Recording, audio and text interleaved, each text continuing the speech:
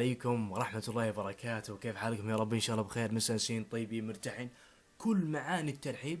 ورحبوا بكم، يا هلا والله ويا مرحبا. والله العظيم أعتذر عن الإقطاع، أعتذر عن الإقطاع، أعتذر عن الإقطاع، شيء يعني خارج عن إرادتي.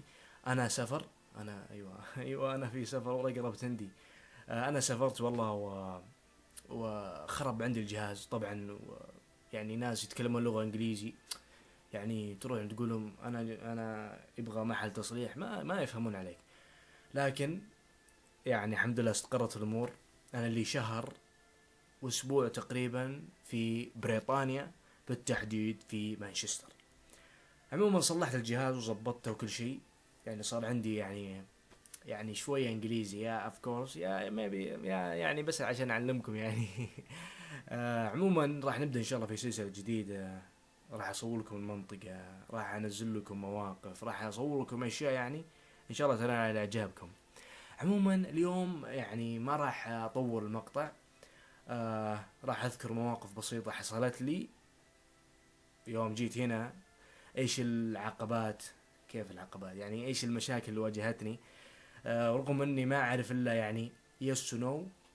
ماي نيم از همد. كم عمرك؟ عمري 18. هذا اللي كنت اعرفه. عموما نبدأ من تحت. قررت اني اسافر الى بريطانيا. حلو حلو. رحت والله وضبطت شنطتي واموري تمام وكل شيء اوكي وخلاص، وضبطت الشنطة وحجزت. حجزت والله على يوم الجمعة. من الرياض الى قطر، من قطر الى مانشستر. يعني كان الموضوع سهل جدا يعني. والله رتبت شنطتي والامور تمام. كان يعني رحلتي بعد اسبوع من الحجز. رتبت شنطتي وكل شيء، اموري تمام. والى ان رن الجرس وجاء يوم الجمعة. يوم جاء يوم الجمعة رحت المطار، شخصت خلاص انا بروح يعني الى يعني لغة جديدة، عالم جديد، عادات مختلفة، ناس مختلفة، تفكير مختلف، شيء يعني. لكن قلنا نخوض التجربة ونعيش ويعني نطور من بالضبط هذا الشيء. إيه اتوقع انكم فهمتوني. عموما آه رحت المطار، طلع الملك خالد في الرياض. انتظرت والله لين رنت برضو الساعة الى ان قالوا تراك تبي تقلع الحين. اخذت شنطتي وقصيت البوردينج ودخلت وفتشوني اموري تمام. رحت والله ووصلنا الى قطر. الى الان الامور مرة يعني كانت سهلة، الامور مرة يعني لان كل شيء عربي وكل شيء اموره تمام. عموما وصلت مطار قطر، يعني امور تمام كل شيء يعني نفس مطار الملك خالد يعني. كان انتظار يعني ترانزيت. انتظرت ساعتين الى ان اعلنوا مدري وش مانشستر. عموما دخلت مع البوابة ومشينا بالباص ورقينا الطيارة، يعني ركبنا الطيارة. وهنا تبدأ المتاعب، تتغير الحياة. يعني هنا يوم أقلعت الطيارة كل شيء اختلف. عموما قاعد في الطيارة 6 ساعات مربط بالكرسي. خايف من المستقبل، خايف من الشيء اللي قدامي، ما أدري وش اللي راح يصير لي. تعرف يعني تساؤلات براسي ما لها أجوبة. يعني وش بيصير لي، كيف راح أتعامل مع الناس، هل يا ترى أنجح، طيب بيصير لي مشاكل، طيب كيف أتعامل معهم، طيب أنا ما أعرف إلا 4 كلمات: يس ونو، ماي نيم از همد، وانا فروم سعودي ارابيا. بس هذا اللي كنت اعرفه. عموما توكلت على الله يعني ويعني كانت الامور تمام في الطياره. يوم هبطت الطياره وصلنا الى يعني مطار مانشستر بريطانيا، بدا قلبي يدق خلاص. يعني ما ادري يعني وش السالفه يعني ما يعني شعور غريب. يعني تخيل انت اللي تدير نفسك. عموما وصلت الى يعني خلاص هبطنا ونزلنا ولحقت الناس الى ان وصلنا المطار، مطار في مانشستر. عموما ركبنا الباص اللي وصلنا لين داخل المطار. عموما كان في يمين يسار وسط. يمين ما ادري وين يودي، يسار ما ادري وين يودي، وسط المهم ما ادري وش السالفه، مرتبك خايف، انجليزي، لوحات انجليزي، يبربرون انجليزي، ما ادري وش السالفه، يعني كان شيء يعني مستحيل انساه. عموما كان فيه يمين وسط يسار. يمين ما ادري وين، انا جديد ما ادري وش السالفه، جاي من نزلت من الطياره مع الناس. عموما قعدت مبلم، يعني في لوحه يمين ما ادري وش انجليزي، ما اعرف انجليزي، يمين يودي ما ادري وين، سيده يودي ما ادري وين، يسار ما ادري، يمكن يمين يرجعني ثاني مره ما ادري. عموما قعدت واقف كذا مبلم، ما ادري اروح يمين يسار ولا اجرب كل الخيارات ولا، الى ان طبقت مقوله مع الخيل الشقره، وهذه اذا ما تعرف انجليزي الحق الناس، مع الناس يا حبيبي. صح انك راح تضيع وكذا، لكن تبي توصل بعد مده يعني. عموما لحقت الناس، ويعني اموري تمام وكل شيء اوكي، الى ان في سرة، يعني سرة طويل يعني. عموما وقفت مع الناس، ويعني وسرة يعني مرة طويل يعني. عموما صار هذا السرة هذا والطابور هذا تختيم الجواز، وهنا حصل لي موقف مستحيل انساه يعني. ممكن احفادي ان شاء الله راح اقص لهم اياه كل يوم.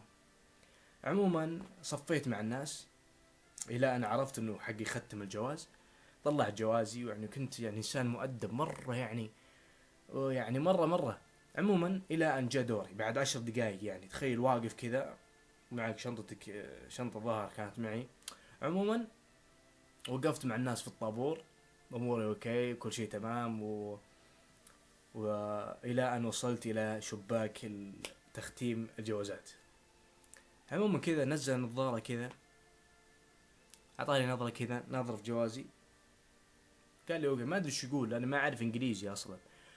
عموما قال لي قام يتقرقر كذا، يقول لي كذا بيده، ما ادري ايش قاعد يقول، انا ملخ ما اعرف انجليزي، ما اعرف الا عربي، تبي عربي اخدمك، غير كذا ما، للاسف والله حبيبي.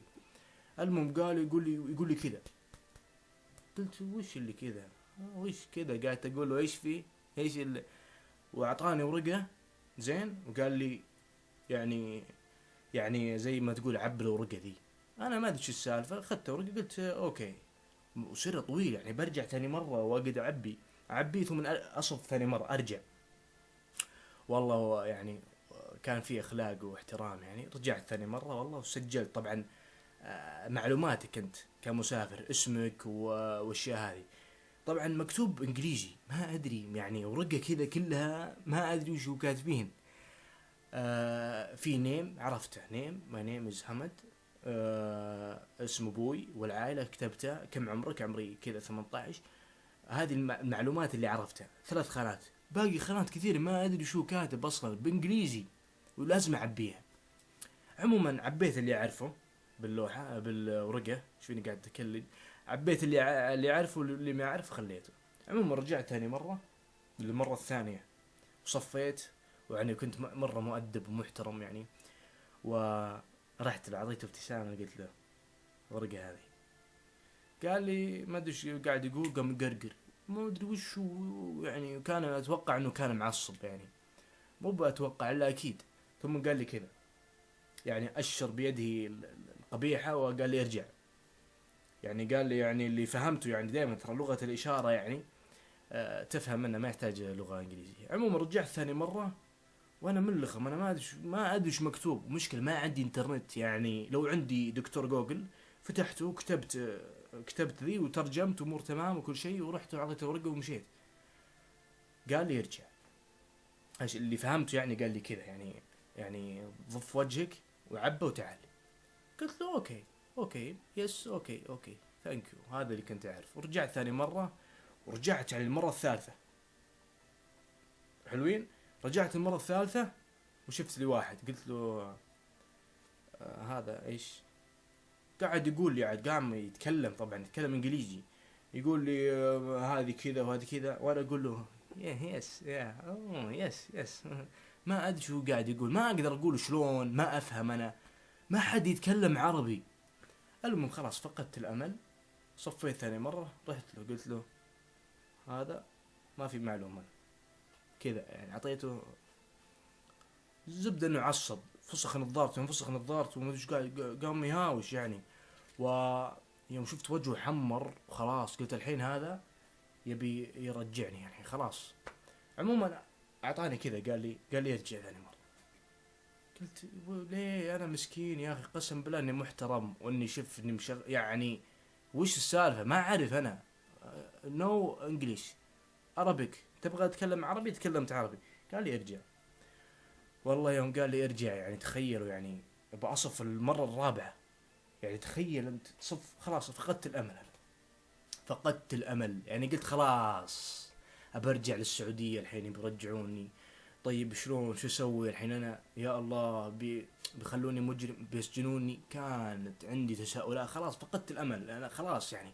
ما ادري وش مكتوب هالورقة ذي ولا ادري وش اكتب انا. كل ما اروح لذا يرجعني. كنت الحين باجي له مرة ثانية يقول لي ارجع بيتكم. والله العظيم كان موقف يعني والله يا اخي لو تعيش معي الشعور. عموما خلاص فقدت الامل. رجعت ثاني مرة صفيت. خلاص نظرة اللي ساقط بالاختبار يعني مضيع شيء المهم الا ان من الله علي بشخص يا شيخ لو ذا يا شيخ لاحبه كل يوم. ادعي له في كل مكان. يمكن لو يشوفني تراني ادعي لك ترى اقسم بالله يعني. المهم رجعت للمرة الرابعة طبعا سيرة. الى ان واحد كذا حرك يده كذا وناظر جواز اخضر. يوم نظرت جواز اخضر انا خلاص يعني ردت لي الروح، الحياة رجعت لي من جديد خلاص يعني. قلت له هلا والله السلام عليكم، هلا والله اخوي كيف حالك طيب ان شاء الله بخير. قال لي هلا يا اخوي سم بغيت شيء مرحبا. قلت له انا ما ادري وش السالفة يعني يعني ما ادري وش الورقة دي. قال لي وش المشكلة وش عندك اخوي. قلت والله ما ادري وش مكتوب فيه يعني ما ادري. قال لي هذه بسيطة هذا الاسم تكتب الاسم هنا وهنا عمرك وهنا رقم الجواز وهنا معلومات السكن وانت جاي سياحة ولا سفر ولا. قلت له بس. قال لي بس بسيط الموضوع يعني. هذه انفورميشن قاعد يتكلم لي يعني. قلت له الله يجعلك يا شيخ في الجنة يا شيخ. والله العظيم يعني وخلاص عبيت المعلومات وكل شيء تمام. ورحت لابو نظارة. قلت له this yeah of course. عطاني نظرة كذا ويعني وختم الجواز. يوم سمعت حقة الجواز ذي الختم يعني قلبي كذا نط ورجع ثاني مرة يعني خلاص يعني. ردت لي الروح. تخيل يمكن ساعتين اروح وارجع ما ادري ساعة ونص كل شوية ما يعني مشكلة لو ما تعرف انجليزي وتروح عندهم. عموما والله العظيم يعني كان مشهد يعني مرة يعني مستحيل انساه. عموما رحت والله ويوم ختم الجواز طبعا انا كنت اخر واحد يعني كل شوي يستقعد لي رجعني. اخر واحد ما في احد الحقه. ما ادري شو اسوي الحين. المهم انا ابغى استلم الشنط ما ادري وين الشنط يعني لوح انجليزي في انجليزي ما في عربي ما في ترجمة تحت. المهم والله وشفت لي واحد قلت له انا كان معي شنطة ظهر. قلت له هذا وين هذا يس. قال لاجج زي كذا. قلت له يس انا هذا قطر انا. قال لي اوكي وقاعد يوصف لي كذا. واللي يعني انا ما كنت اعرف وش قاعد يقول كلام بس لكن اناظر ترجمة الدين وكذا فمن كذا. والله ورحت واخذت شنطتي. يوم سحبت الشنطة كذا ويعني خلاص قلت الامور تمام اوكي الامور ماشية والحمد لله. وطلعت من الباب الا لقيت واحد طبعا يستقبلني من ضمن المعهد ويتكلم عربي وامور تمام. جاء اخذني ورحنا العائلة سكن العائلة. يا سلام هنا هذا موقف ثاني عالم ثاني. عموما انا ما ودي اطول المقطع لكن بقول يعني طبعا جيت طبعا وقال لي هذه طبعا هذا السكن اللي انت راح تسكن فيه وهذه ام البيت وهذا الكلب حقه الولد. في كلب والله لا يوريكم مكروه ولا سوء صغير وصوته ما اعوذ بالله الله يقطع لسانه ان شاء الله. اعوذ بالله واذا قلت له شيء يمكن تقتلك مرة يعني تقدس الكلب ابن الكلب. عموما يوم وصلنا وجبت شنطتي دخلت يعني كنت مؤدب مرة يعني. وحطني، يعني كان يتكلم عربي. عموما يوم حطني يعني كان مشهد يعني. عموما انفردت بي صاحبة البيت وانا ما اعرف انجليزي، عرفت ولا ادري شو السالفة. قاعد تقول لي رقم واحد تسبح 3 مرات، اللي سمعته يعني شاور 3، وما تشغل الكهرب وما ادري وشو، وما تغسل في الغسالة، يعني قاعد تحطي نقاط الزبدة يعني. انا قلت له اوكي يس اوكي، وين غرفتي الحين؟ قالت هذه غرفتك. ورتني غرفتي والامور تمام والتوب. عموما ودي اكمل لكم سواليف، لكن خلونا نكتفي يعني بالمواقف هذه. راح انزل ان شاء الله كل اسبوع، احاول كل اسبوع او في الاسبوع فلوقين. لا تنسون تدعمون المقطع، لايك وسبسكرايب. والى هنا وصلنا لنهاية المقطع، ان شاء الله يا رب يا رب ان المقطع عجبكم. لا تنسى اللايك والسبسكرايب يا حبيبي عشان ننزل، وانشر المقطع في اي مكان.